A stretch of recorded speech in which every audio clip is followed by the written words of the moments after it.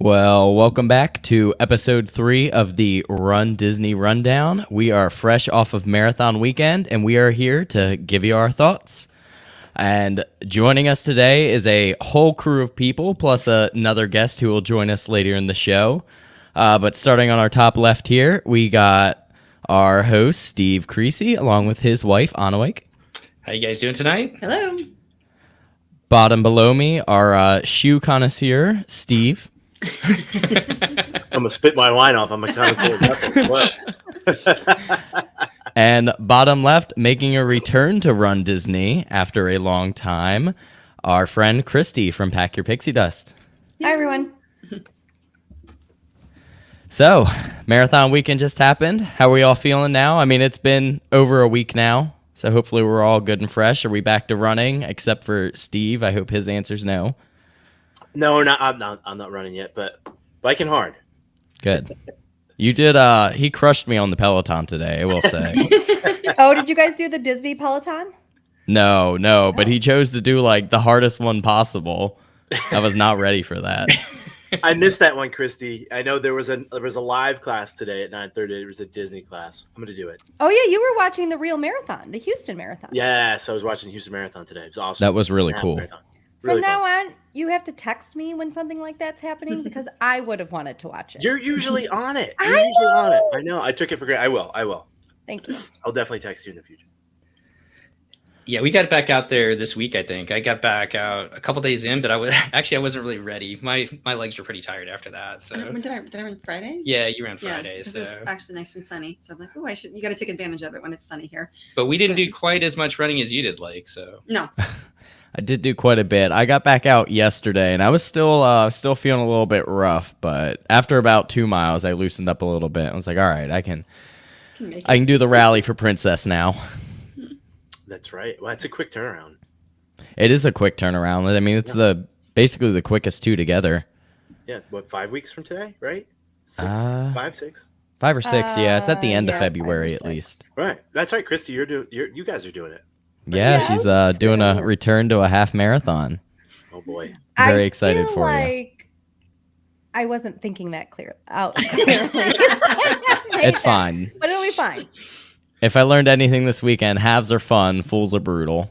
yes, Yeah. And it wasn't even my first full. Well, yeah, but that was after 3 other races. right. True. You're not supposed to do a half the day before you're full. Well, I did it, and I'm going to do it again. Good for you. Not to mention those 2 o'clock wake ups or whenever it was for you guys. I'll tell you what, that's what really gets you, honestly. Also, hi, Katie, from the chat. Hi, Katie. You guys need to be more efficient. I apparently didn't get out of bed till 3:10 during my race. Now, I didn't have to leave as early for the 10K, but I'll talk about like our wake up times kind of when we go through that, because we did change after the 10K. But why don't we go ahead and move into our Expo experiences? I know we all kind of showed up at the Expo at different times and different days, so we're going to have very different experiences.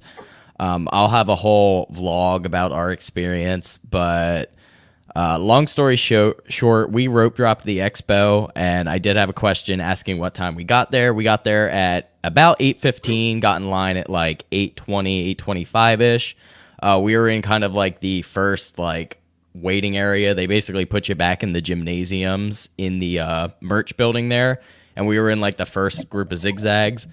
So we did sit there for like an hour and a half. It really wasn't bad. It's kind of fun. Everyone's excited. And if you go to the upstairs bathrooms, you can actually go out and like look over where all the merch is and see all of the Club Run Disney people doing their shopping at 9 o'clock. So that was kind of cool. I thought for what time we got there, basically once they started, we got in at like 15 minutes later. I thought that was appropriate for what time we got there. I wouldn't really want to show up any earlier. Any later, though, and we probably would have been waiting significantly longer. So that was cool. We got the merch we wanted. It was definitely wild in there, lots of people. But everyone was like, it wasn't like people were like angry or just like ripping stuff. People were, trying to wait their turn to get for stuff, but also trying to get in there. But everyone was nice, so it was fine. The mobile checkout for that is phenomenal. They had that for Wine and Dine as well. It applies any of your discounts that you have, which is great.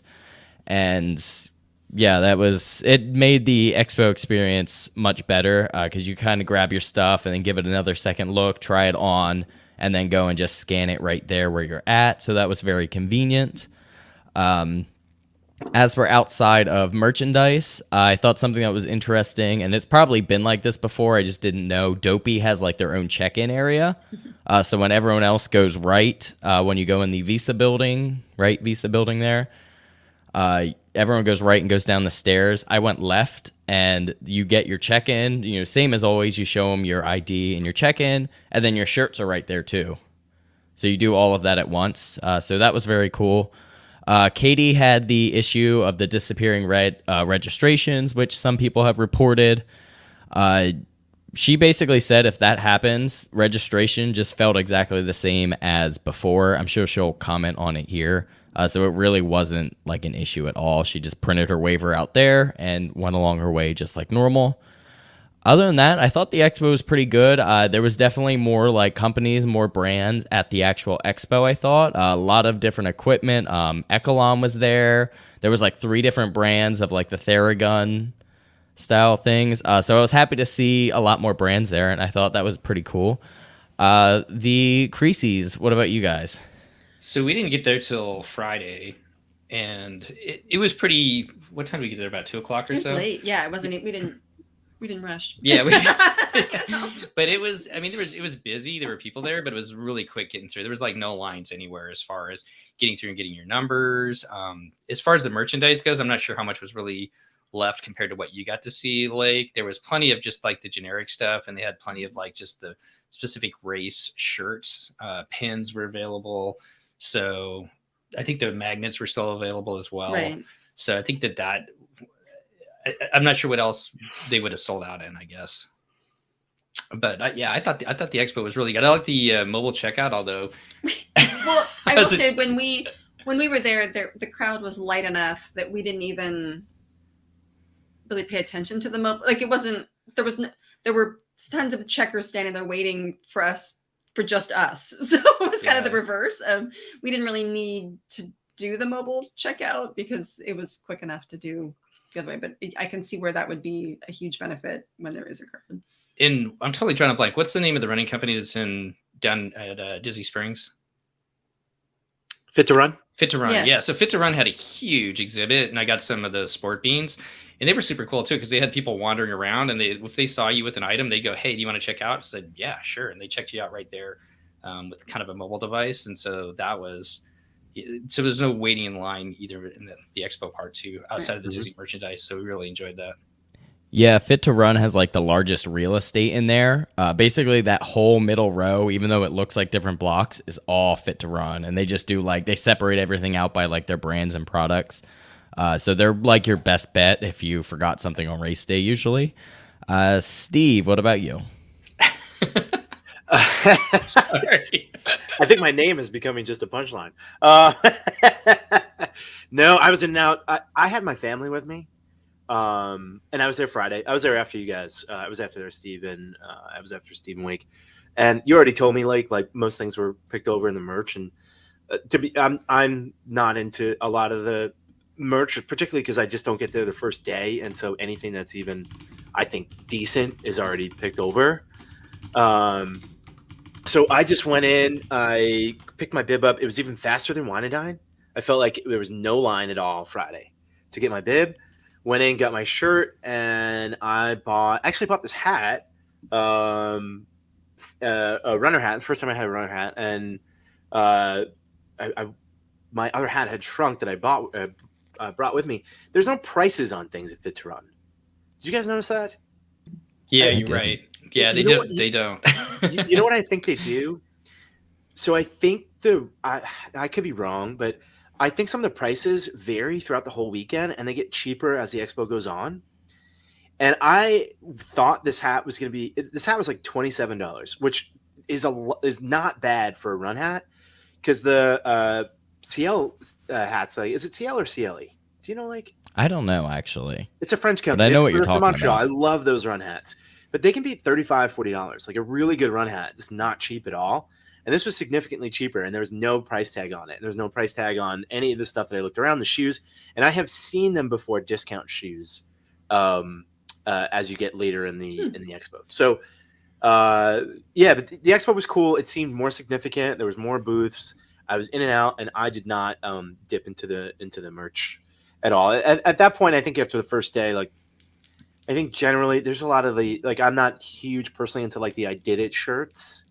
And stuff like that. They're fine. I mean, people like them. I also kind of feel like it's weird to buy an I did it shirt before I ran because so many things could go wrong. You know what I mean? Like, I didn't do anything. Actually. I want to get a shirt that's like, I almost did it. I'll do it tomorrow. Like, I'm doing it. Thing tomorrow. You know, doing it. I'm about to do it, I'm about but I to. might miss my alarm. You know, like something like that. But yeah, so. But I get it. Like I also I speak from a person that lives an hour away, and then when people come here for these events, it might have been their first, or they may not do it again, and like they just that's how it is. Like that's just Disney for you, you know, as far as merch is concerned. So it was super efficient, better than Wine and Dine, had no issues, in and out. Kids got a churro, and we left. That was about the extent of our experience. There we go. I do commend your ability to be able to walk by the building there. Oh It yeah, takes a lot of willpower. I really didn't want to take the whole family inside too. And I know once my kids get around merch too, it's just like, you know, I don't even want to bother. So these races are very expensive as it is. And I'm just try to preserve my capital as much as I can. Not only that, I think we forget that, like, they are expensive. They do give you some cool stuff. Like, the finisher shirts are cool shirts, and you get that really sweet medal or medals, depending on what you're running. Oh, like, that is pretty cool commemorative items. I think the medals have gotten better over the 3 years that I've been doing this.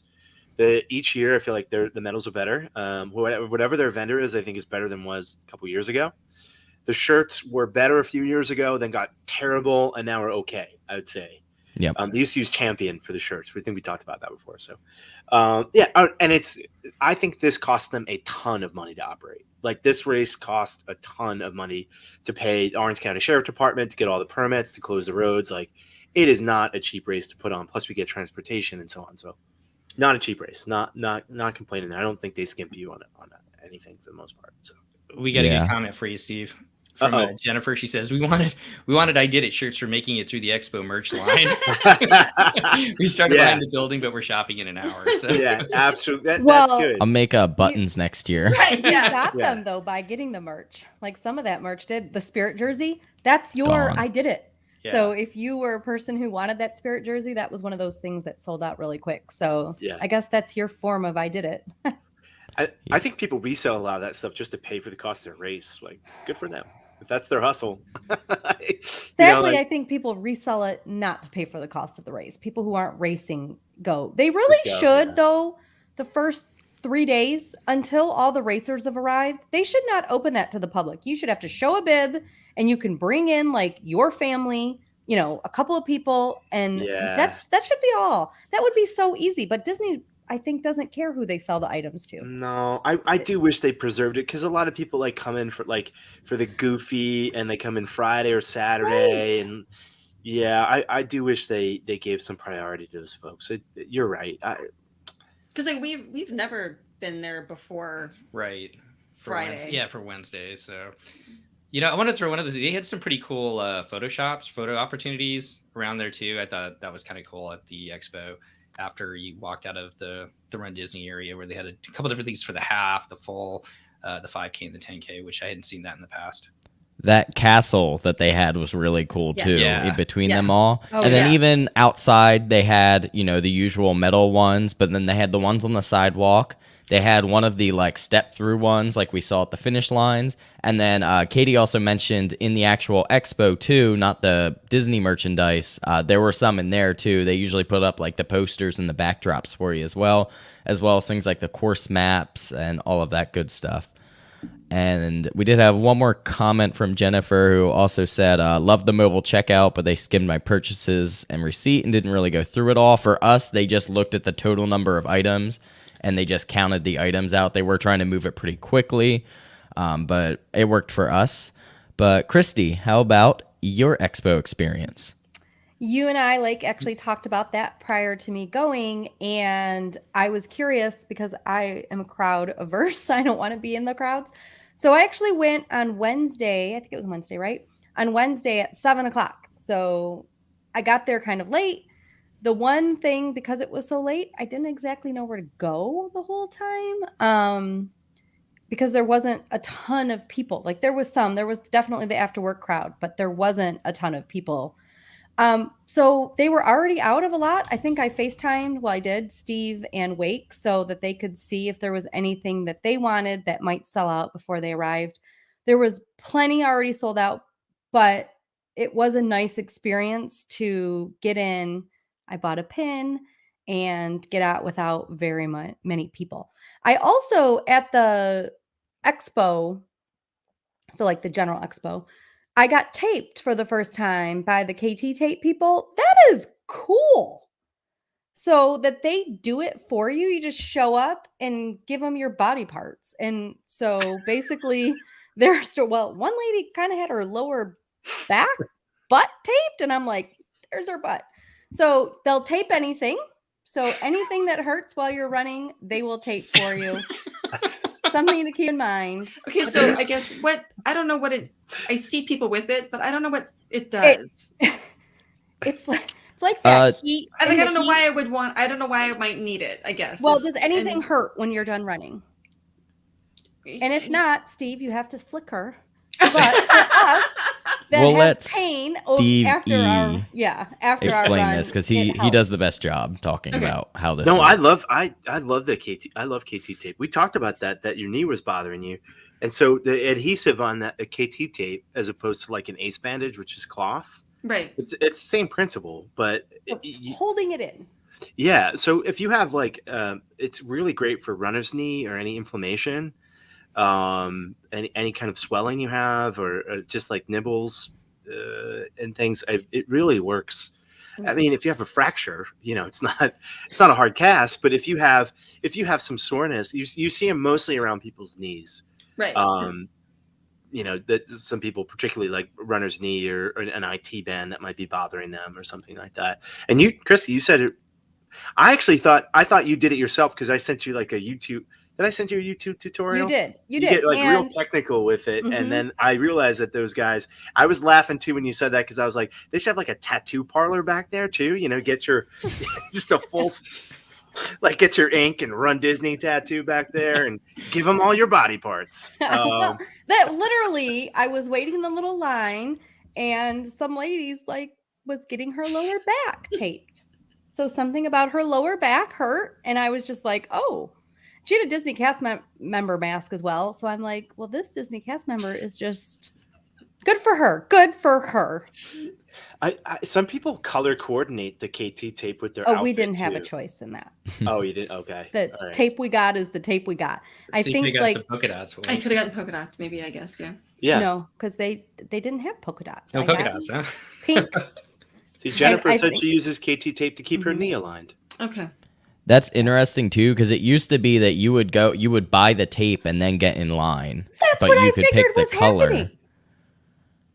And I just showed up and I watched people, and you just they're like, well, what hurts? Where does it, where does it hurt?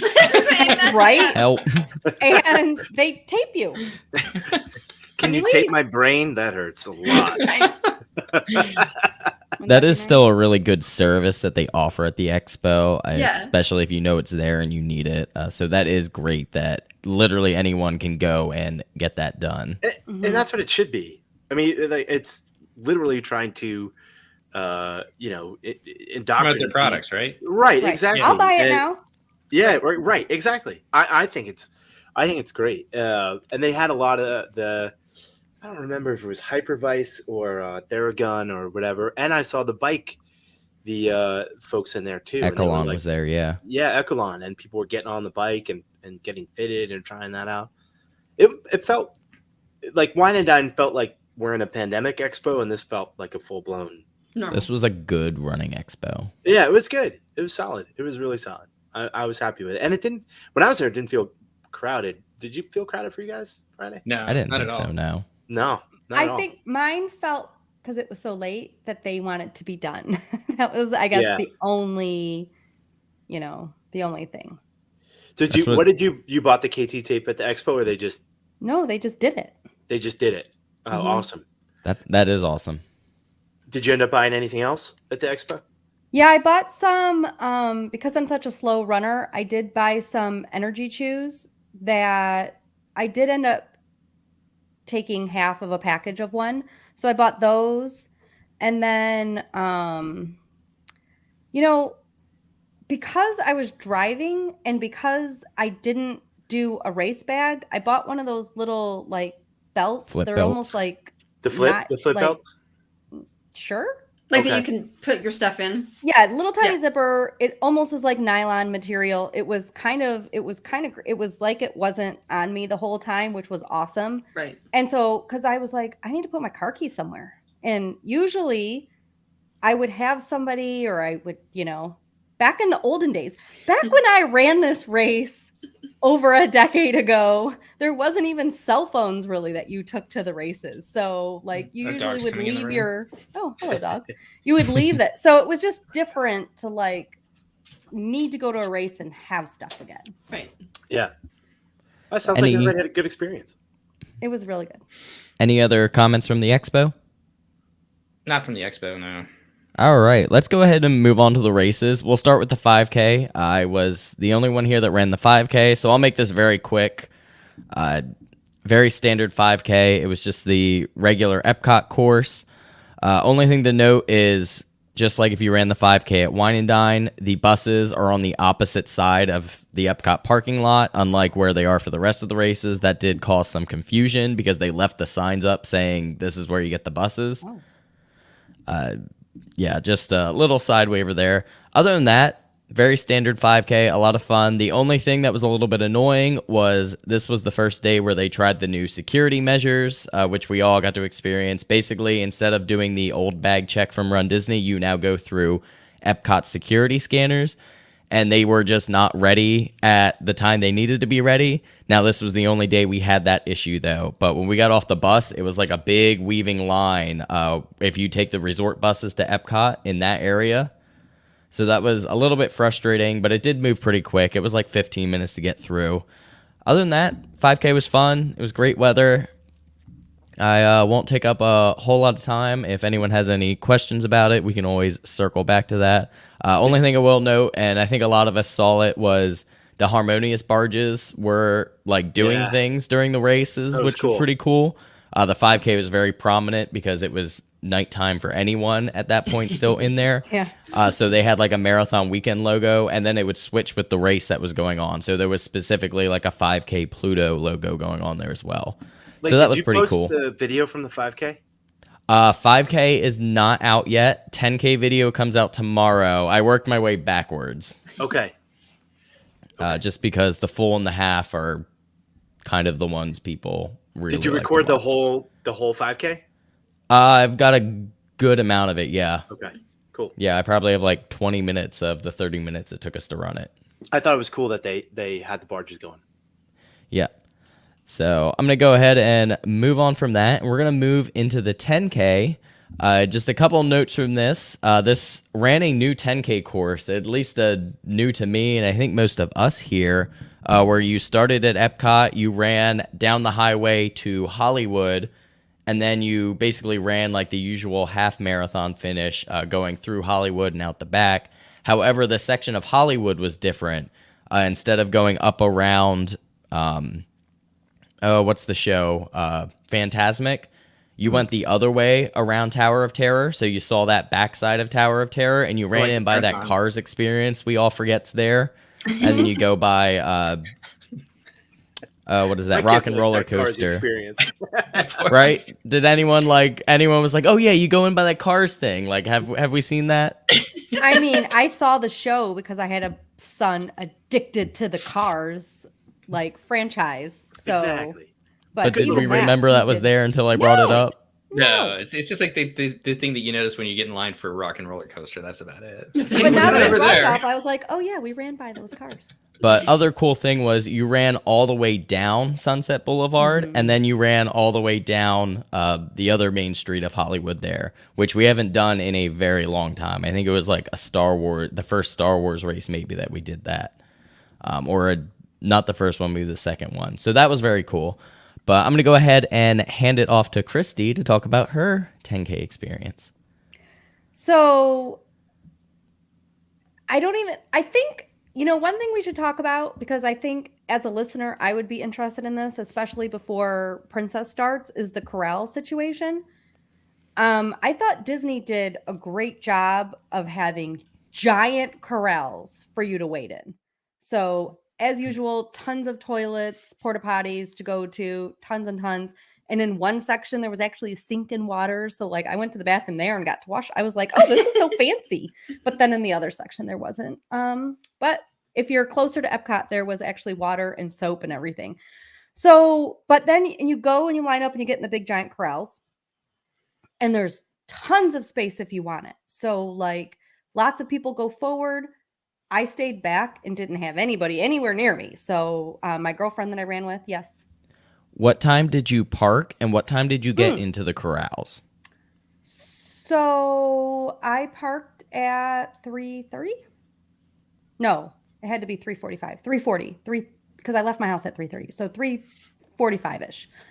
Driving in was super easy, except that I kind of feel like they were closing the exit. So if you're coming from the Magic Kingdom Resort area and going towards Epcot, I'm pretty sure I drove through barricades because they were starting to barricade it. And I looked at this guy. I'm like, am I allowed to be here? Okay, I'm just driving. Because, otherwise it was going to add a ton of time. So then from there, I just drove right in. There wasn't any cars because I'm pretty sure I drove through a barricade. But it wasn't like fully barricaded yet.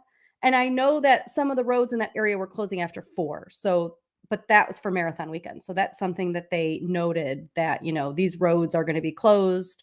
So you have to get through them before they close, which is something to note if there are locals or people that are coming from not Disney property, which obviously I guess people know this, but maybe you don't think about it. If you are coming to be a spectator, you have to get in before those roads close, because then there's no hope for you. You have to go all the way around by Disney Springs to get in. So I don't know really what time I got into the corrals, but people weren't we made it all. It was all very quick.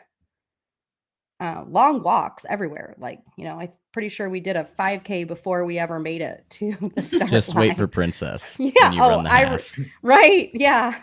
I do remember that from 12 years ago, but so tons of space in the corral. But then when you get to the starting line, that's where your space ends. So just first something for people to know. I was able, because again, I'm crowd averse, stay on the edge.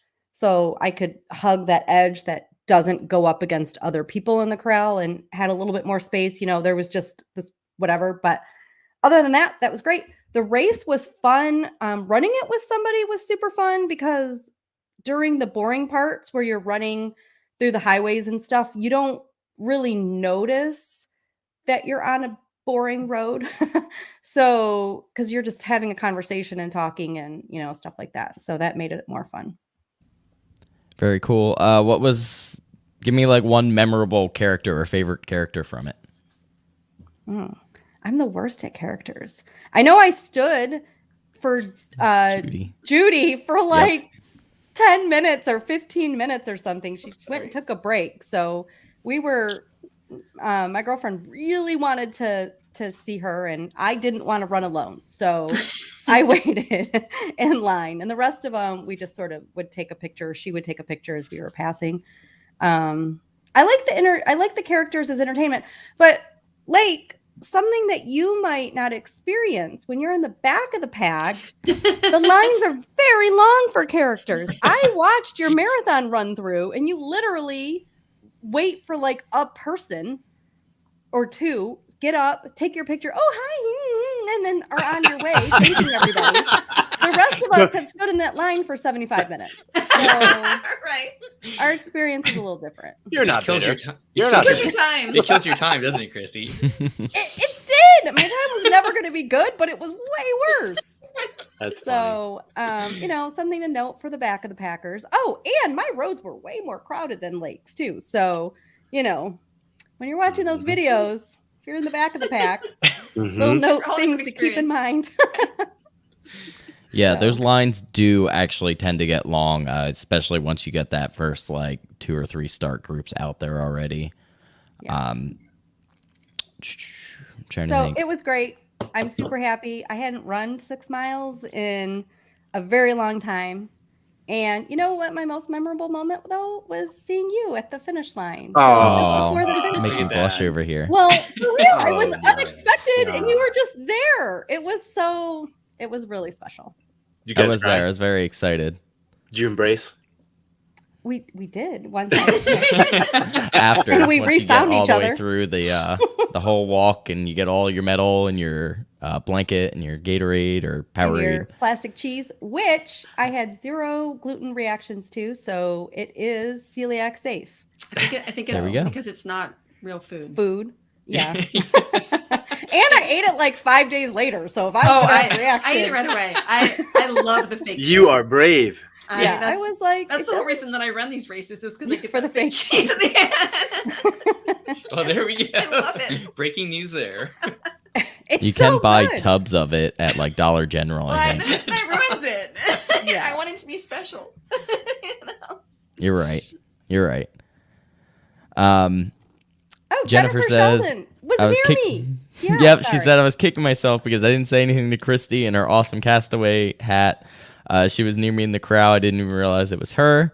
And I was then wearing a face mask, Katie so- says, one day I'll wear the camera and show the masses in the back. And Kara S says, good to know it was celiac safe. Hello, fellow celiac. And hello, Kara. Chrissy, what jacket is that, by the way? Random. This is the mini Disney Cruise Line. And I think it says on the back Disney Cruise Line. And it's got the little... Is that new? No. Oh, okay. That's really cool. Sorry, if you're Thank you. if you're No, that's listening okay. to this, it has anchors and polka dots on the hood. That's really neat. And embroidery, which you can't really see, but it's... How much Chris Bright must be very, very, very jealous of that jacket. I know, he might steal it. Oh, he's way too tall. So maybe he won't If it actually was Captain steal it. Mini, if it was Right. Captain Mini, it would disappear in a heartbeat. Well, and there's no actual mini because I refuse to buy, although I wonder if it's on the back. I refuse to buy now where she's just cruise director mini. We took a turn, people. A little too DCL podcast here. All right, bring it back. Any other Right. notable moments from the 10K? No, it went really fast. All right. I will add for the 5K and 10K, I got on the bus at 3:30. For the 5K, we got in the corral in plenty of time. We got in the corral for the 10K, and for start 1, it moves pretty early. And we stepped foot into the 10K, and my buddy Steve, also Steve, So many was like, Steves. "Oh, I'm gonna do a quick warm up," and he started running, and then the corral was moving. So we were like, oh, "Okay, we're gonna need to show up earlier for the half tomorrow." But 3:30 for the bus for the 5 and 10K was pretty solid for us. Feel like you're showing off again? Like bragging. Oh, I just got in the corral and started running. Well, no, While it the wasn't rest like of us are that. What standing happens there is on start concrete 1 for a half is the hour. furthest one from the start, Yeah. so they move you early. Mhm. Yeah. As Anyways, opposed to standing still on concrete for a half For a hour. long time. What could What? possibly go wrong with your body during that period of Or time? more. Chrissy's I gonna can wear hear my a wife jetpack in the laughing. next race to get ahead to the characters and just fly over you and just, look at me. There's no line. I know I have to work. I need to figure out a way to come up with a faster speed so I can get in that earlier corral. we can work Yeah, on that. Okay, Lake.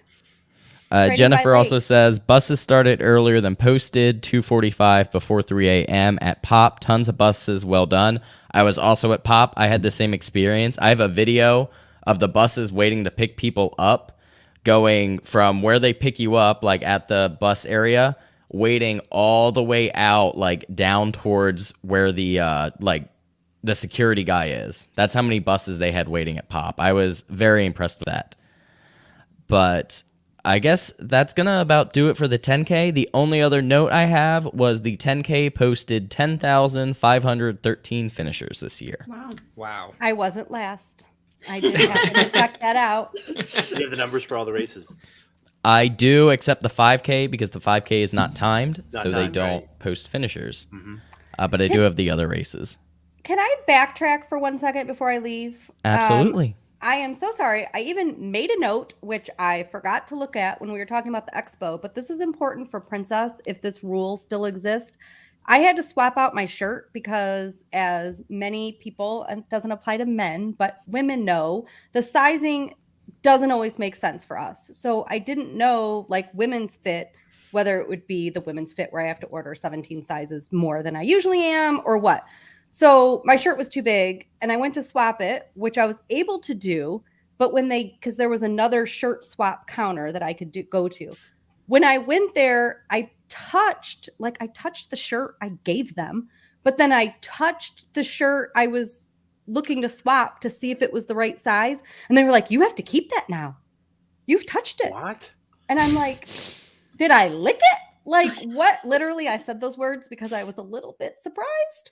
And so COVID, for some reason, because I have touched the shirt that the people touched to give it to me 5 seconds ago, I couldn't swap it again. It wasn't a problem. It was my size. The sizing worked out, but I guess make them touch it. I don't know, but just keep that in mind. Shirts. Don't touch the shirt if you're swapping the shirt. But Right. you can go to the expo and touch everything and put Right. it back up there. You can have I your don't know. face hanging out in the same building that I wasn't allowed to touch the shirt. So Yeah, that's weird. That's super weird. that I think you know, think that's strange. I think it's important for people that might have a shirt size discrepancy situation. The shirts are like so poorly sized and cut, and each one is different too. So just make Right. note. There's no consistency with those shirts at all. I will say for this particular race, in theory, in life, I'm typically a extra large in like shirts, whatever, large, extra large, and in a tacky race shirt situation, I'm an extra large, and I was an extra large in this scenario. So for people out there that need that experience or need that information for the future. So sorry we backtracked, but No, it's quite all right. That was a good point to make. I hadn't heard anyone say anything about the shirt swap stuff this year. yeah. So But- awesome that they had it. Just don't touch it. Don't touch the shirts, guys. And on that note, good night, I everybody. believe, yep, we're We can going to stick move on around from the with us. 10K, and we're You wanna going to hear- lose Christy here. Okay. So, Christy, thanks so much for coming on the show. We Thanks for really having me. appreciate having you here, and we hope you had a good time at your 10K, and we'll see you at Princess. What are you Yes, running you at will. Princess? Oh my God. What was I thinking? I need all the good thoughts. I was like, I'm going to run a challenge and challenge myself. So I am running the challenge, the 10K and the half. It should be an experience. Fortunately, lots of walking is allowed to occur at RunDisney events. And so I'm assuming that the second half of the half marathon will have lots of walking. You'll be all right. So You'll this be all one- right. You got This it. one won't It's be for fun. time. I love the halves. I think they're the best value in Run Disney, to be honest. Well, look at that. I've saved money. I'm not talking about saving money. It's still expensive as I get out.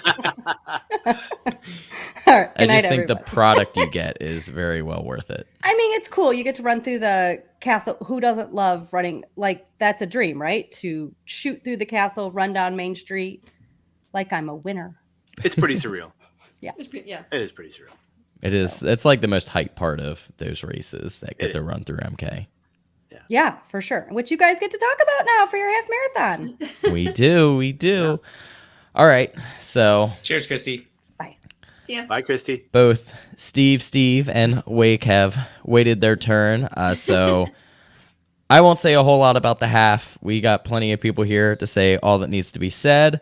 This was easily my favorite race from the weekend. It was awesome. I had so much fun. Part of that was being able to see everyone and hang out with everyone. I got to start the race and run a little bit with Steve Creasy before he blew me away in the race. There's more to the story than that, but we'll get to it.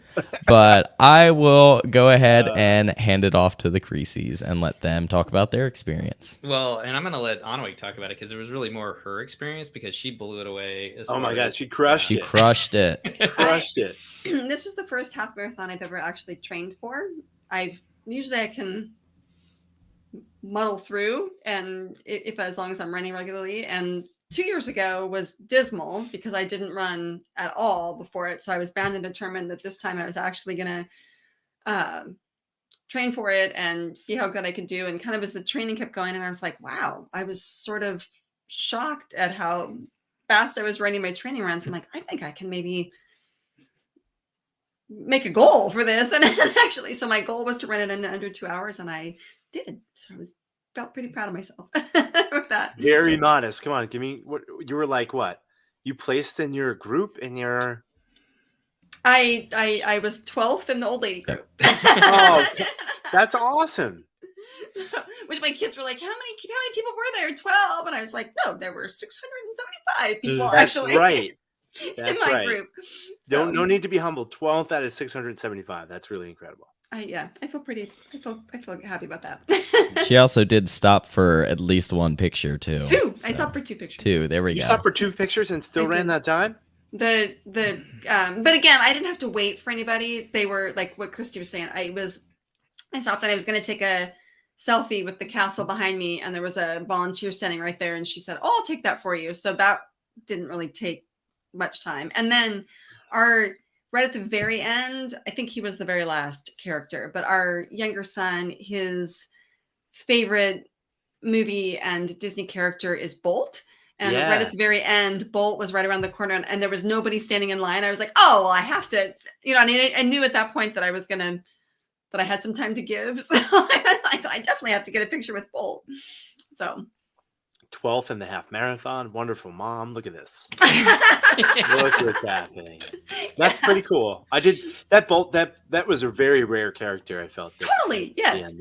Nobody really knows Bolt. So well, and we also I guess there's a little bit more to the story too. So 2 years ago? Make this one quick. So yes, November of 2019, we lost Bolt at one of the Disney resorts, and so that was also part of why our son stuffed Bolt.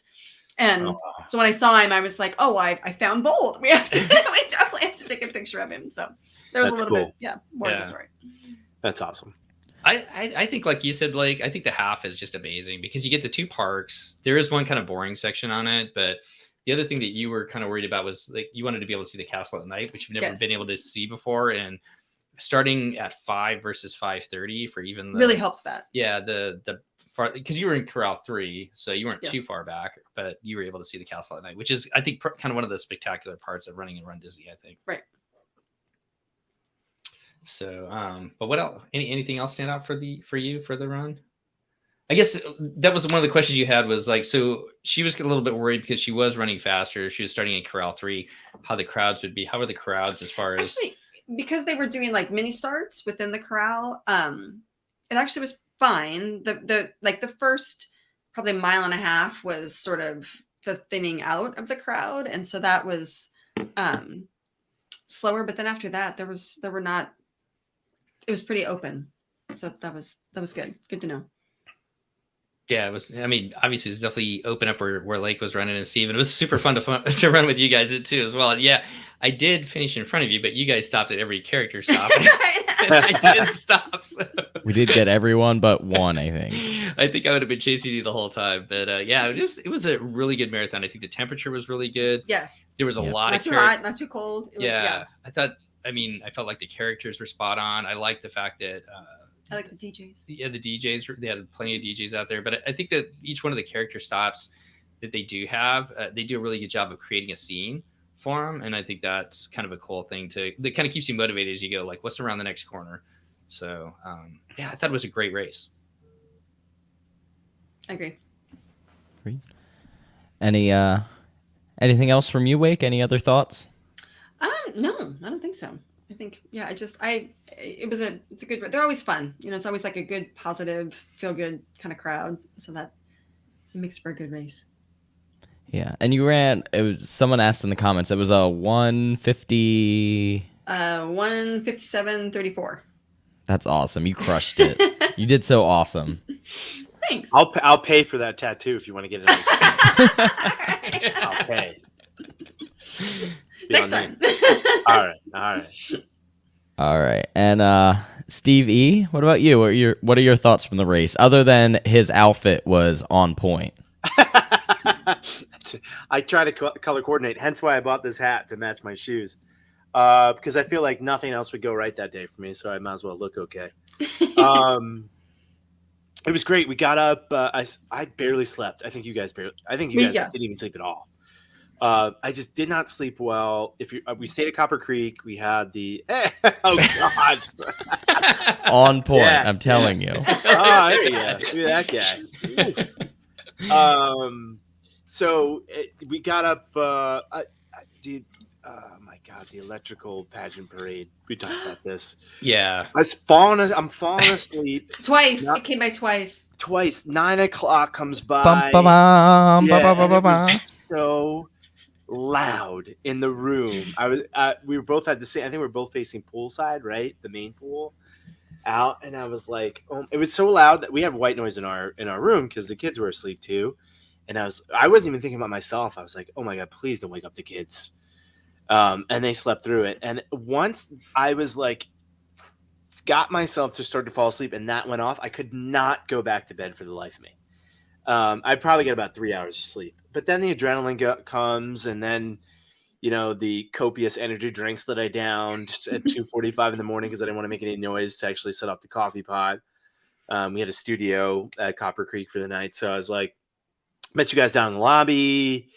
Your brother was there and his partner, which was awesome. And bus was right there. We got over probably to the event around, what time did we see? Just after 3:15? It was really quick. It was like about 3:15 or so. Right. I mean, yeah. It was pretty fast. We had checked in our bags and done everything we needed to do, and it was still like 3:40. Yeah. Yeah. We were all like, oh, now what are we going to do? Yeah. It's just the worst part of this is the walk. I mean, it's a very, very long walk to the corrals. Yeah. For this event. So like, if you have to kind of go to the bathroom before you leave the main stage and main, area before you check your bags and all that stuff, and you got to go to the corral, you better go and use a porta potty before you head over to the corrals.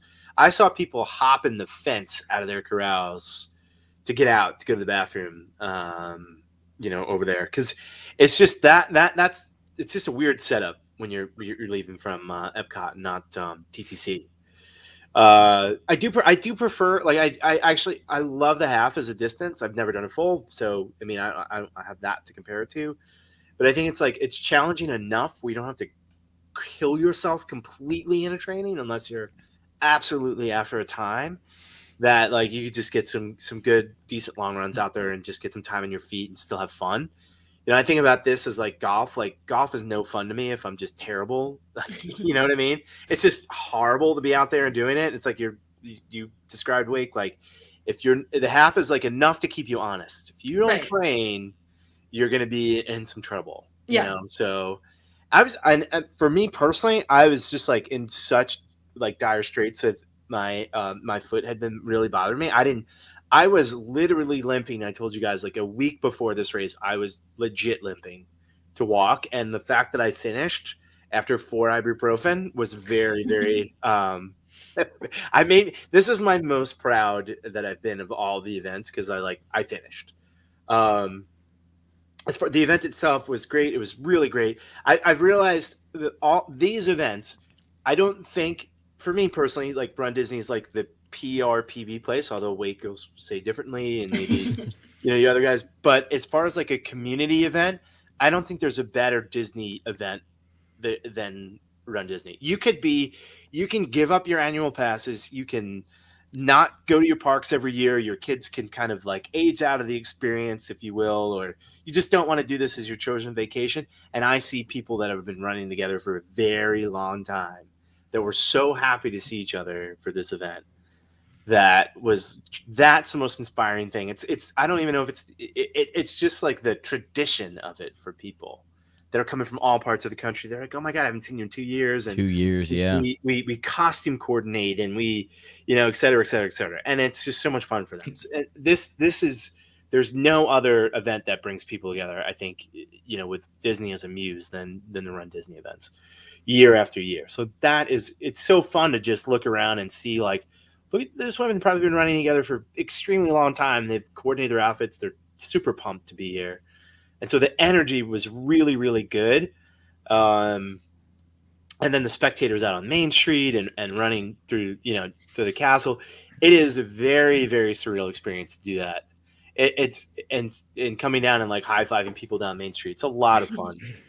The race to me starts at mile 7 during the half. Like, it really begins at that point, because that's when you're kind of going through, you're out on the road, you're out through the ramps, you're not going through any parks. The next park you see is around mile 11, through Epcot. So basically that 4 mile stretch to me is rough. I thought they did a good job. They do a pretty good job of putting some entertainment out there. Was the Animal Kingdom band out there? What are they? The folks that they? I didn't see them. No. Yeah. Talking about the Society of Explorers. Yeah, were they out there, Lake? Did I imagine They were at the Fool. I don't Full. recall Okay, them so at then the I half, saw though. that maybe in your video, which was really neat. So it's like getting the deep cuts in there and the entertainment, the high school marching bands and stuff. Everybody out on Grand Floridian Way that was trying to find a way to spectate over there was really cool. Very fun. I died around mile 10 and made it home. I was like texting you guys, like, save a beer for me. Which I couldn't find you, and Steve did not have a beer for me. But you bought one for me, and I got the cup. I'm drinking out of the cup that you bought it from. So thank you so much, Steve. No, that's the highlight of the weekend. Yeah, like after that. My family, they stayed back at the hotel. They usually come to the finish line. I just didn't want them out in crowds. We didn't go to parks that day. They just chilled back at the hotel, and then we went out to Geyser Point. That was so much fun. Yeah, to hang out with you guys. And so just seeing all you guys getting in the finish line, being able to do it, a lot of fun. Wine and Dine probably still my favorite, but this was like fully back for me.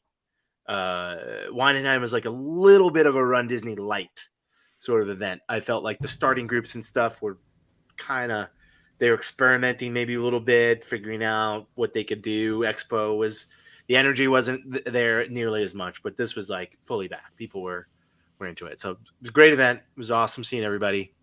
Yeah, I mean, you can watch normal. What's that, week? Felt normal. It felt good. It felt good. Like it's just, I love running in that sense. Like, it's just good to get out there for a couple hours and not think about anything else, except the pain and suffering in your body. Except for now, I wonder what that KT tape would be. Like, what can we use that for? Every step of my right foot hurt. It was so much fun. Right. All I know is that Lake and I've got our work cut out to costume coordinate with you for the next race, Steve. So I tried. Like, God, I told you I was going to buy us matching shorts. Yeah, for sure. I'm almost at the point where I just want to almost get a little bit more into the matching and coordinating of the outfit stuff. I'm there with it. We've got a good group of people that we met up with. Yeah. My good friend Peter, who you guys know, you met Lake, you guys know, and his wife was out there, and he runs the Dopey event. He runs for American Cancer Society. So it was just a lot of fun. I just had a blast. It was a lot of fun. You guys made the weekend. Good stuff. Got to meet Wake. There was one question when we go back. Kim asked where were we staying at Copper Creek, and so if anybody stays at Copper Creek, just ask for the rooms that face the quiet pool. Yeah, because the ones that face the main pool, I mean, you could hear the fireworks, and then the what's it called, the water pageant went by twice. I don't think we didn't sleep at all that night. No, so and I think it was just an all nighter we pulled. And actually, like the fireworks, and then the water pageant goes by the first time at 9, and that wasn't horrible. But when it went by at 11, we were like, oh my God. Yeah. Please make it stop. Yeah, absolutely. I'm gonna die. I will say, I think the ESPN Worldwide Sports so close to Pop, and that row. It's kind of nice being over there. And like it. Yeah, it's kind of nice, and that you're paying a little less for some of the rooms, and considering you're waking up at like 2:30 in the morning, I mean, who cares where you sleep if you're not really even going to sleep at all? Right. Especially, I didn't even go to the parks. You guys did on Monday, but yeah. So I think, anywhere you can get Disney transportation, but if you're in the thick of it all, if you're on the monorail loop, if you're maybe even at the boardwalk, you're going to hear some noise. You're going to hear the fireworks. If you're trying to sleep, could make it a little bit difficult depending on where your room is. I mean, was it loud? But but again, I was trying to sleep at 9 o'clock. Right. Usually, So I'm gonna hand it over to you guys though for the marathon. Yeah. Any other thoughts from the half?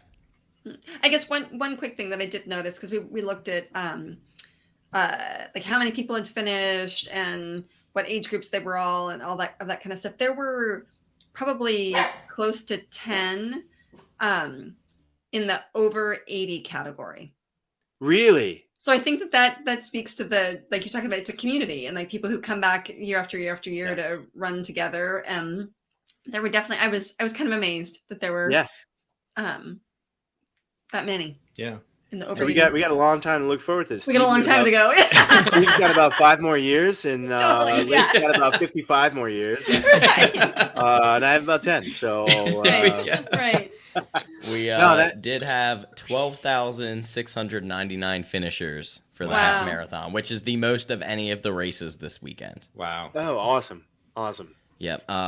Before we move on, we did have a couple comments coming through. I believe that's Al Nava says hi.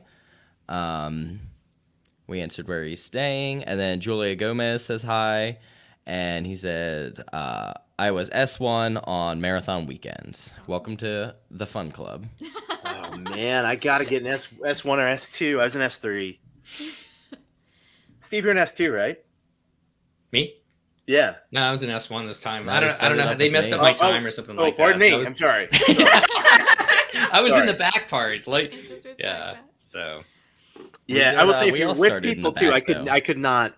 Wake and your brother-in-law that you were with, I could not get to you guys a little bit ahead of me.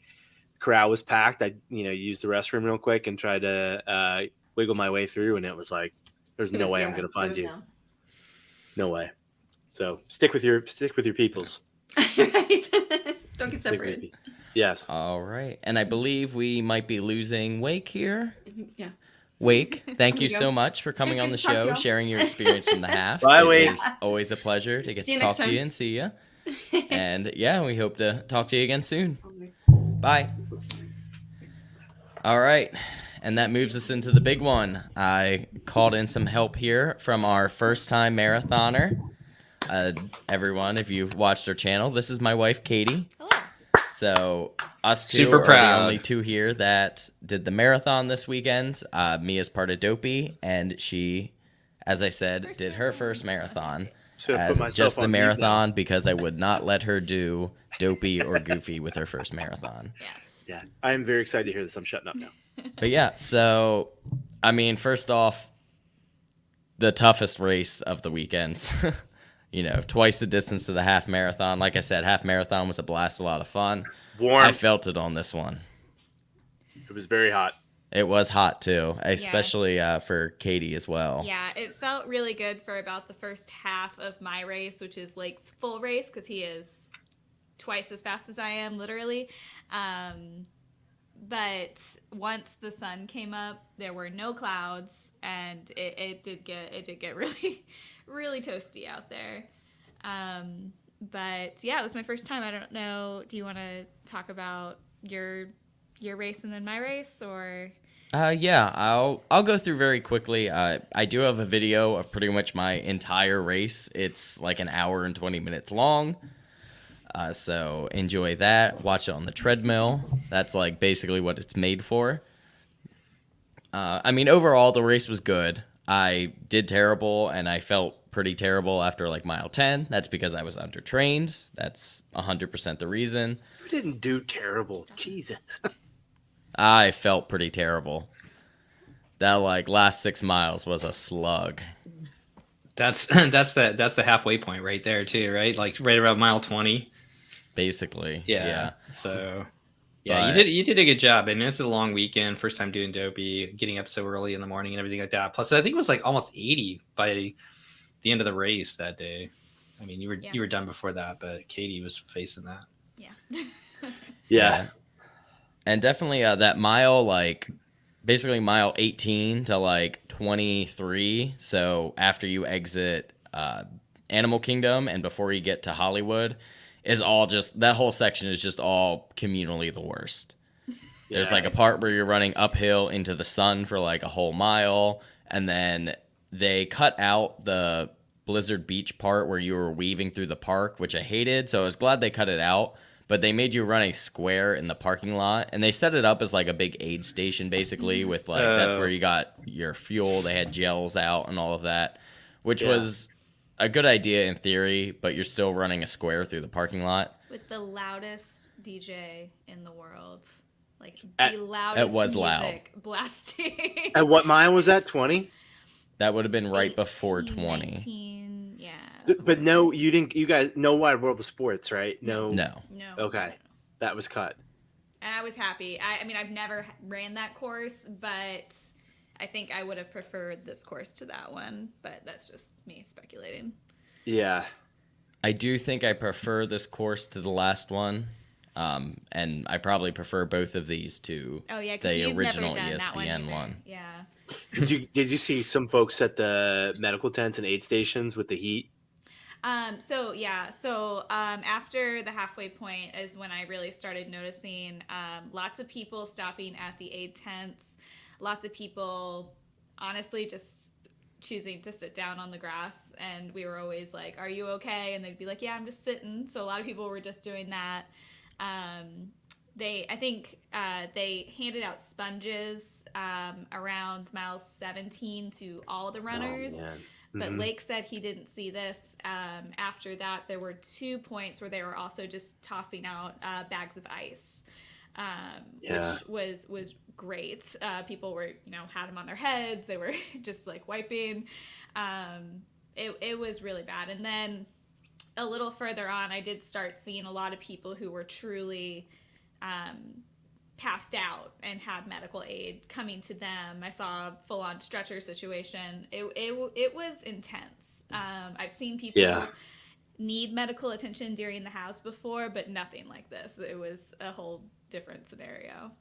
Man, two of the last in-person events in 2020 and with 2022. I mean, 2020 they shortened the race and same kind of. It wasn't as humid this time as it was 2 years ago, but God, I was tracking you and I'm outside and I'm like, God, I would not. You can see. I mean, you could just see in my times just how like it's slowing down. And probably half the reason was the heat, and half the reason was I was starting to just be in pain for other reasons. But I mean, it's very. I mean, as you know, like after 65, 70 degrees, it's uncomfortable. That's an uncomfortable place to be. Yeah. And for you running dopey, like the compound. As much as you try to hydrate and stuff, it's hard. Yeah, and there was two water stops. One where they were completely out of Gatorade, and then one where they only had Gatorade on one side of the road, and I was on the wrong side to like get over to it. They weren't right next to each other water stops. They were kind of spread out, so I was still able to get Gatorade after that. But I think that's notable that it was that hot. Did you carry anything with you? What did you take for the race? I didn't carry any water. I took a pack of the Honey Stinger chews. I just took one because I knew they would be giving us the same kind on the course. Yeah. Which is what I train with, and I really like those, and they're easy to chew. I also took a couple packs of the Cliff blocks. That I started training with, mostly because our running store was having some stocking issues with the Honey Stingers, so I got those to try something new. Yeah. One of them was an extra sodium, one of them was an extra caffeine, and one of them was just regular. Those worked. Yeah. I only actually ended up using the sodium pack. I still have the other two. And then I brought a bag of pretzel sticks, just because during my training runs, I knew that after about 15 miles, I always wanted something salty or carby. So I just stuck those in my pocket. I did eat a couple, and it was Yeah. helpful. But that's all I ran with. So. Did you see people giving out some stuff on the course? Yes, I definitely saw some. One guy did little bags of gummy bears, gummy worms, and he actually put them in individual bags and was handing them to people, which I thought was actually pretty considerate, because I think, communal things that people were holding probably weren't very sanitary. Jars of pretzels. Someone over at Boardwalk, this isn't a thing, giving out, had their dog and was letting people stop and pet the dog, which I appreciated. That is cool. So cool. The marathon is amazing. Yeah, and then at one point at one of the water stops, they were just letting people take the big Dasani water bottles because we were all very tired and thirsty. Yeah. Wow. So people were taking those, pouring them on their heads and stuff. Yeah. Would you have done anything like differently? Would you take? Because I saw a lot of people with like the Nathan vest and bringing hydration. I bring a little water bottle, like a handheld, because I like to put some stuff in there. But yeah, we have the same one that you have, and I've run with it a couple of times. At Disney, I don't know if I would. Yeah. I don't know. Maybe. I'd have to think about it. Maybe next time I'll try running with the little handheld one. As far as differently, in the second half of the race, when it got really hot and when I started to get tired and sore, my brain definitely started to go a little bit. I think that tends to happen. And I definitely lost track of fueling, and I did not fuel enough in the second half of the race just because there's so much going on. So that's something I would do differently, is stick to that a little bit better, because I think that would have helped a little bit. And then I was thinking about this way after the fact about, because they have pain like pills at the aid stations. They have aspirin and stuff. I feel like maybe I should have stopped and taken some at one point. I think I was a little nervous about doing that, but I was in a lot of pain, so it might have helped. Yeah. To the finish line. I always think about these things, like what went first for you guys, legs or lungs? My lungs never went. It was my legs. Legs. Yeah. Legs. Yeah. Trying to keep like a good breathing was like the only thing that kept me really going. Yeah. Have any of you guys, in any of the races that you've run Disney or not, done like any of the biofreeze or any of that? I have biofreeze. I've never stopped at the aid stations for it. At there, I see people just caking them on themselves.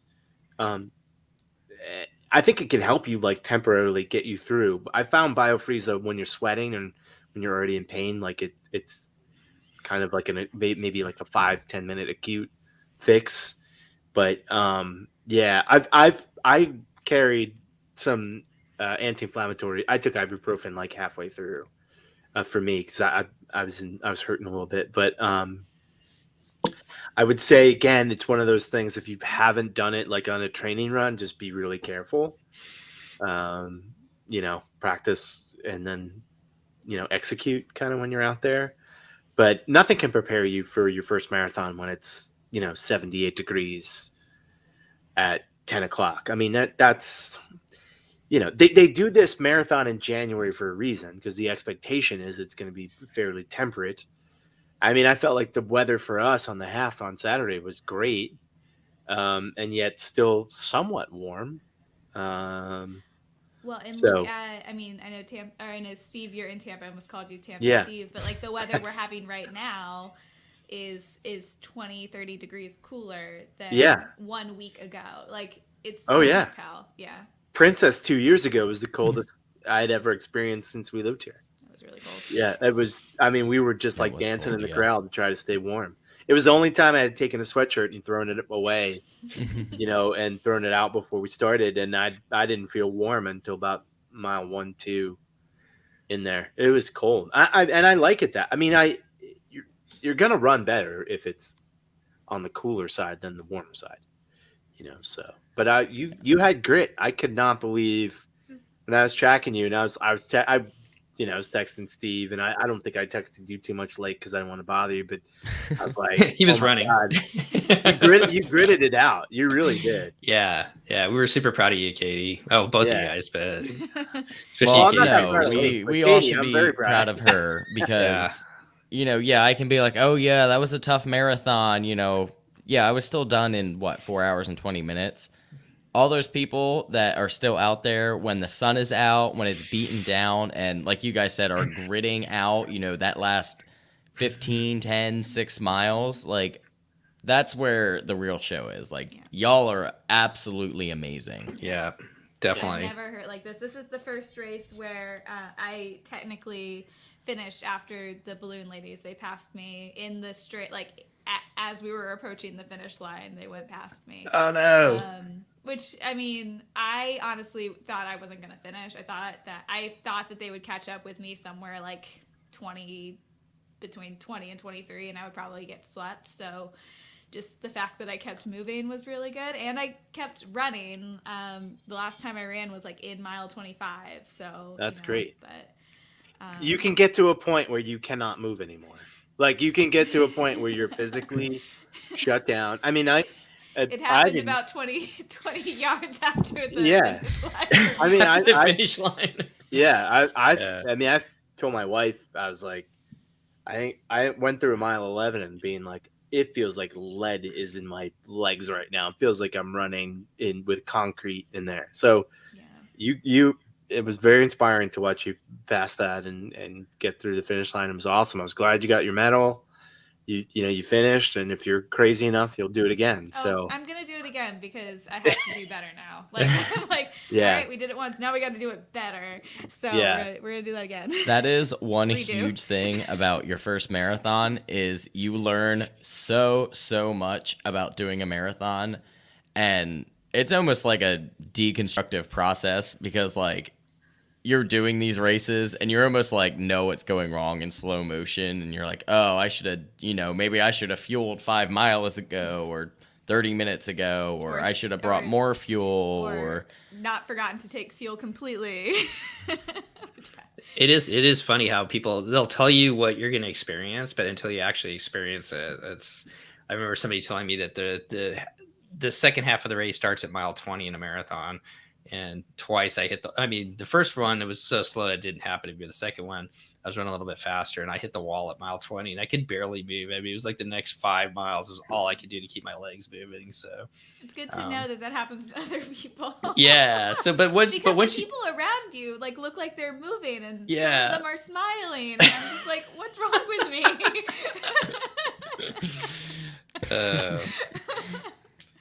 Yeah.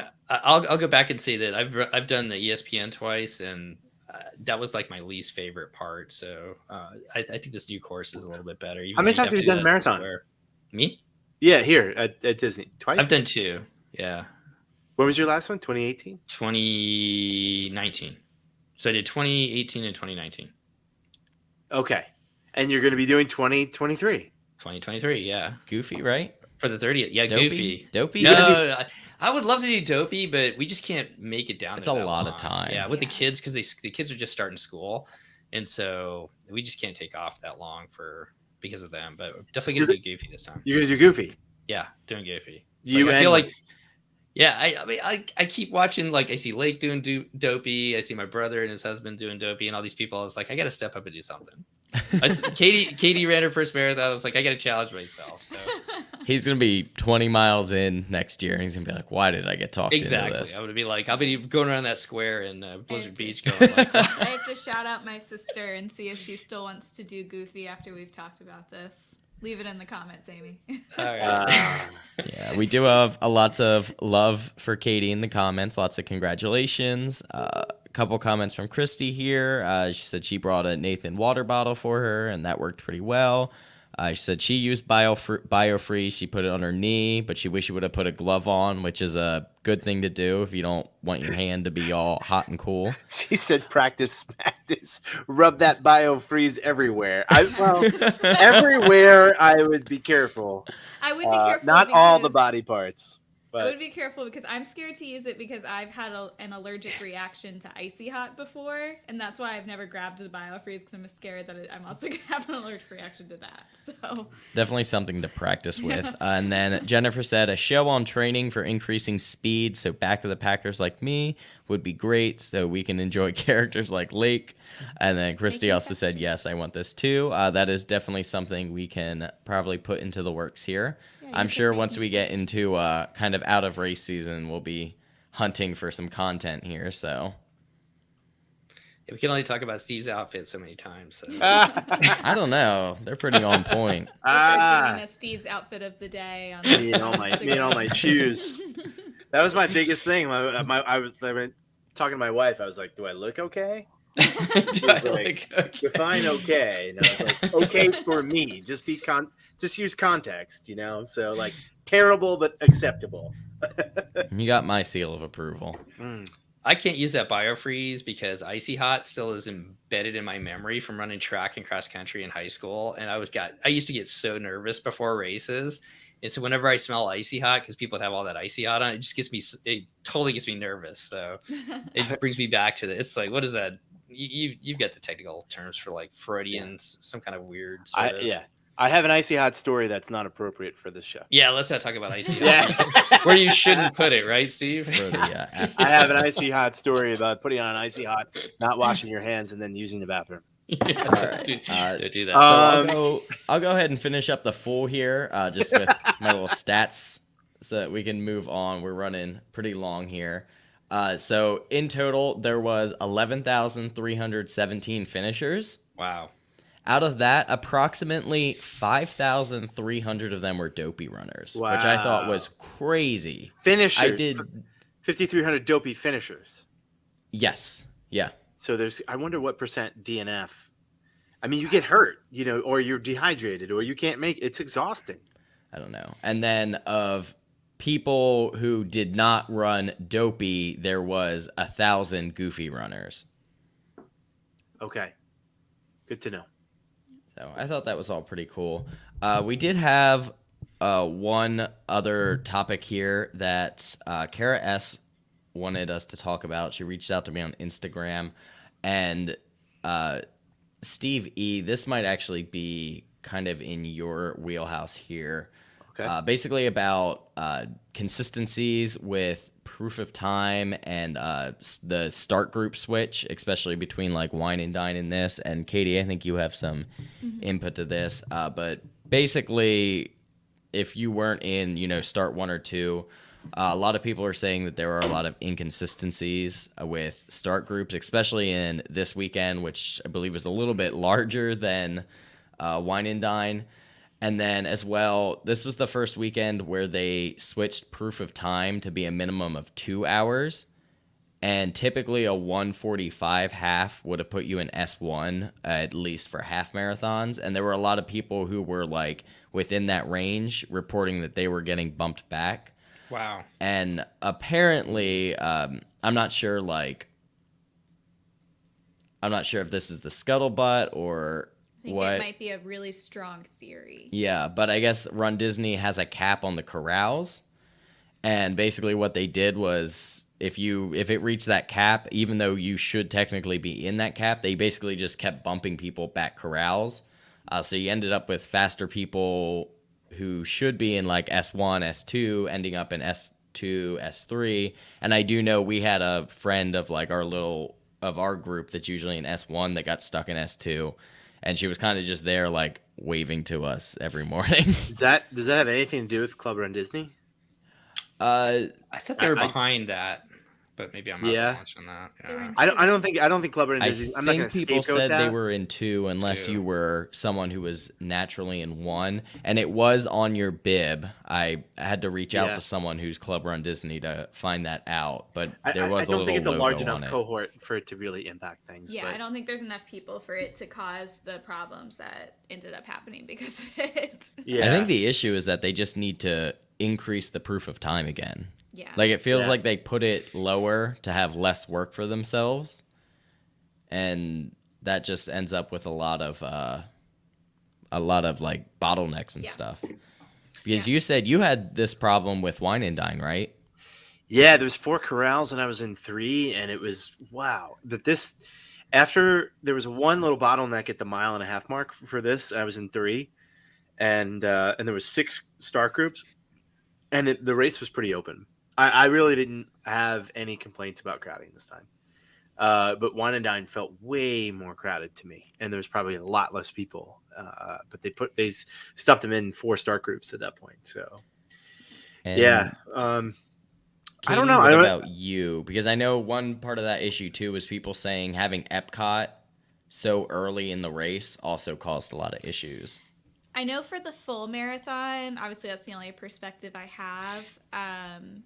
It was lots of little things that culminated in a big problem, I think. And so the first issue is they let off those start groups real quick. I was surprised at how early I started, considering where I was, because they let off the start groups so quick. They allowed less time for the course to spread out.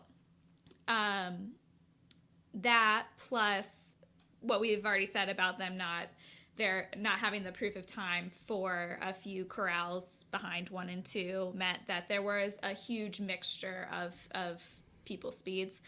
And then going into Epcot for the full, you had very little time to spread out before you got to the park, which is a narrow course. And then when you left Epcot, you go onto that 1 lane overpass. That 1 lane overpass was mile 3, maybe, somewhere around there.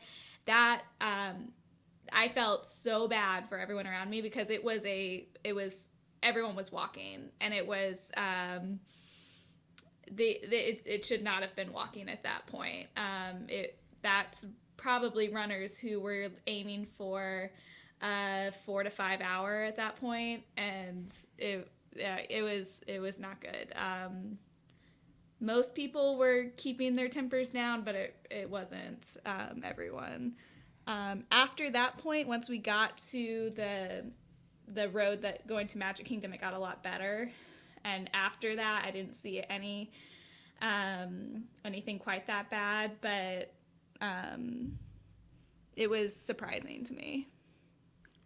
Yeah, I wanted to bring that up because obviously that is a perspective that I'm clearly very ignorant to be honest. And Kara S., who had reached out, was very nice to send me like a whole full explanation on it, and I really did appreciate that. So I did want to hit that because, again, that was just something that I wouldn't have talked about that should be talked about, because, you know, we can talk about all the things we love about RunDisney, but we should also call them on things we don't like, which I think we tend to do. Yeah, I mean, I think Chrissy said that they started quicker to accommodate the heat. That's they have likely something they do. Starting at 5 maybe is part of that too. You know, and I'll let me just say too, is like for increasing speed. I'll say very bluntly, like, don't, if you want to increase your speed, don't run a RunDisney race, if that makes any sense. So like, run something local, run like a smaller race, a race you don't have to wake up at 2:30 in the morning for, or if you want to get a better corral or a better starting point, like find a local 10K half that you want to do. That's like a fast course. We talked about this earlier today. Space Coast, for example, over here, pretty flat course. It's runs in November, I think, like around Thanksgiving. Either late November, early December, depending on the year. Yeah, it's a fast course. It's a fun course. And, you know, you don't have 10,000 other people, you know, over there that you're running with. So, yeah, run a different race, run a local race, get up in the corrals and submit your proof of time. I think it's really tough once you get into where, you know, Lake is running from an S, or Steve is running from S1, S2, then you have a different, I think, experience with some of this. If you're headed towards the back half or the back corrals in RunDisney, it's almost like running a different race at certain times. You know, you have you kind of have a different experience with everything. So yeah, try to find some local races, try to find some flat courses and you can train for, and you'll have some good proof of times you can submit for RunDisney. I think RunDisney's tough events to PR personally for a lot of things, logistical reasons, waking up at very, very early hours and so on. So, and then the heat, obviously, too, which is, just being in Florida. So, plus all those characters you got to stop and get your pictures with too. So there you go. That just really slows you down. So that's right. You sometimes you're like, oh, I'm not gonna stop, and then you see someone and you're like, oh, I know. I saw Sebastian. Yeah. And I was like, I almost took it for my sister-in-law. She loves Little Mermaid, and I was like, Like, how often do you see Sebastian, right? Or the exactly. the dragon from the fantasy parade. That was pretty cool to see that too. Absolutely. And then you don't want to stop for characters because you're out there pulling your calf and your hamstring trying to beat the young guys over there, Steve. Yeah. Exactly. No, I was running because I pulled up Life 360, which I track. We have like our whole family tracks each other on Life 360, and I was like, I wonder where Anna Week is. I pulled it up, and she was catching me. And I was like, I got to pick it up. She started behind me. If she passes me, I'm never gonna hear the end of it. So. Nothing. Hey, like there was a couple other questions too that we could probably hit on quick before we get out of here that you had on here. Says, when did you find out the starting group? The Kathy's doing a run Disney Princess half marathon weekend. Yeah, so you will not find your start groups out until you pick up your bibs now. And the only reason I know I'm going to be in S1 is because my proof of time is very low. So I can tell you I would more than likely be there next time. But otherwise, especially with what seems to be like start group lottery right now, you won't really know until you pick it up, especially if you don't have a proof of time. And then I'll go ahead.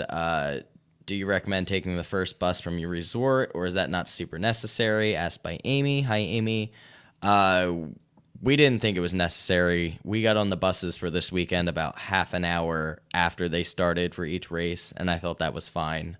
Like I said, every day but the 10K, I had plenty of time. One thing I'll say about that question is we used to kind of recommend if you wanted to take pictures with characters before races, potentially being a little earlier because then your lines will be a little less. They have not had characters out at the beginning or the end of the races since races started back. So that's not really a suggestion we make until they start doing that again. So. Yep. And then 2 more from Amy. Advice on handling those early morning starts for a newbie. I mean, for a weekend like Princess, where it might just be 1 or 2, it's really not too bad. Dopey, it definitely starts to get you. You wake up marathon morning, you're like, oh my gosh, I still have to do this, and I have to do the hardest one. I mean, we went to bed every night between like 5 and 6 o'clock, which is pretty that's pretty intense. Most people would do like 8, but did you fall? Did you actually sleep at that point? I took melatonin every night. Yeah, he would fall asleep before 6. Some nights I was awake because he was snoring, but what can you do? Just drug yourself right to sleep. We only had one room. Yeah, I tend to take melatonin before pretty much like any race I do. And it's like not something I take all the time, but I do occasionally take it when I know I need to get a good night's sleep, and races are typically part of that.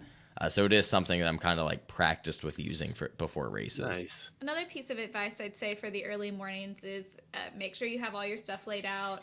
If you have breakfast type things in the room, bagels or whatnot, have that ready to go. We'll set up the coffee maker as much as we can, so we just have to get up and hit it. Just all those things that kind of keep you moving a little faster without having to think as much. And then last one here, also from Amy. What did you do to recover between races? For the 5 and 10K, I really didn't do anything. However, we're not big like spend the day in the parks after racing. We are very much let's chill in the room, chill at the resort, chill at the pool. So we did do lots of like resting and leisure. We would pretty much just leave the resort to like maybe go and do a dining reservation and then come back. Yeah. And even like the night before the marathon, we did like Uber Eats. That way we didn't have to go anywhere, but we could get like a good meal. And that actually worked very well. I was a fan of that for sure. I would do that again. After the half marathon, I was a little bit more regimented. I made sure I did stretching, I did rolling, and then I was like pretty strict on hydrating, bottle of water with noon, bottle of water with noon. So that all worked out pretty well. I never thought I had an issue with like hydration or fueling from that. That's a good point with Uber Eats, because if you're staying at some of the Walt Disney World hotels, the food can be a little wonky, and you can get some. You get more options with Uber Eats as far as maybe finding something that you want before a race rather than what they're offering. Yeah, we had been checking out the menus of a couple places around Disney property to see something that would be like easy to get to and good to eat, and we just couldn't find anything. Art of Animation used to have a great create your own pasta option, which they don't have anymore. So we just did Macaroni Grill because we could do a create your own pasta there, and it was good. Yeah, I would definitely do it again. Like I said, I thought it was actually a very good option. It saved making a dining reservation that may have brought you into a park or had you do, bus to a resort and then walk to somewhere. It let us eat and get in bed by the time we wanted to as well, where if you had to drive to a resort, eat, and then drive back, you're probably looking at like at least an hour and a half, process. So when maybe you want to just relax at that time of night too. So Steve and I did a real good carbo load right before the half marathon that night too with a high lie. So that worked really good for us. Just one. Just one. Got my roller here, by the way. Look at that. While we're doing this. You gotta always be training, always preparing. So as we're wrapping up, what's next for us? I think we've already said we're gonna be at Princess Weekend. We're doing the challenge, and then shout out to Katie's sister Amy, who's going to be doing her first in-person Run Disney race and is also doing the challenge. Nice, go Amy. She's super fast. My next event will be tracking you guys. Cheer squad. Yeah. Cheer squatting, texting you. You can do it from my bed.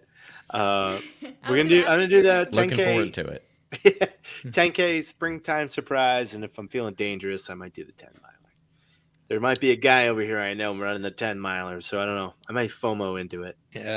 Come on, join the rest of us, man. Jump did you join? Did you actually register? I registered yesterday. You did? Yes. So I've been wanting to do another race for a long time. So coming down to do the 10 miler. I really want to do the nighttime race is what I really like to do, but it's hard with that being on that Thursday. Yeah, that's gonna be such an interesting weekend. Yeah, you guys signed up for the challenge, right? Yeah.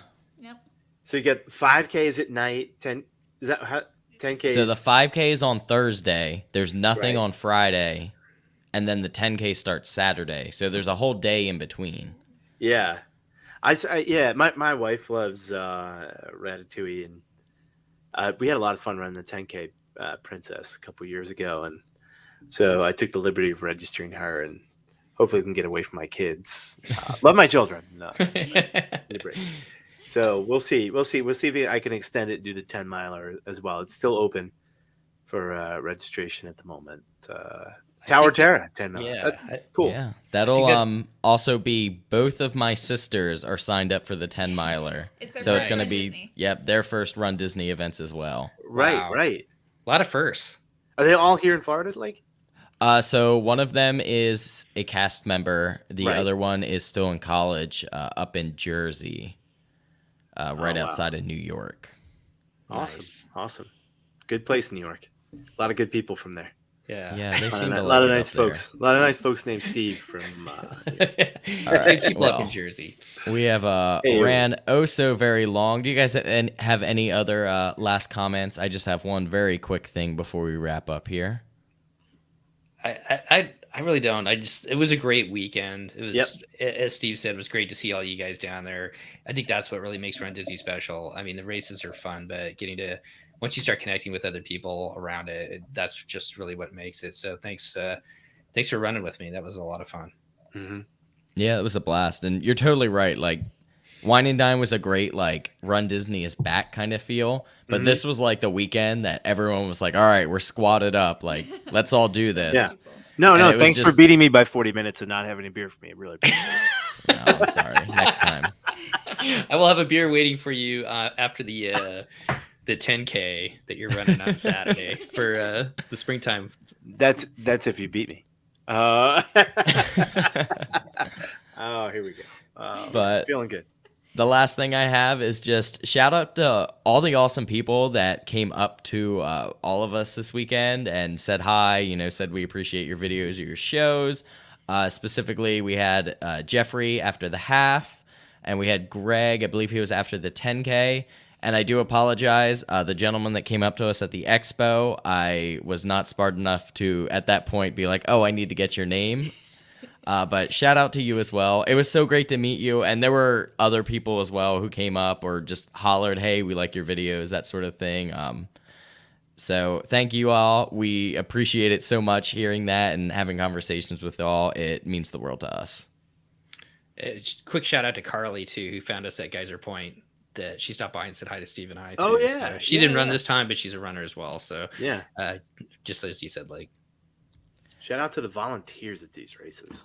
Yes. Holler, so cool. Second and all that. The cast members and everybody and strangers cheering and a lot of fun.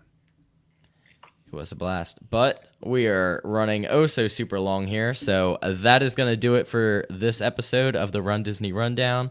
Thanks again so much for watching. Make sure to like, subscribe, ring the bell, all of that fun YouTube-y stuff. You guys can still hear me, right? I know my battery pack just died here. So we'll just go ahead and close it out. You can follow us by finding all of the links in the description below, as well as at the end of this video. See you guys. Bye, guys. Bye, everybody.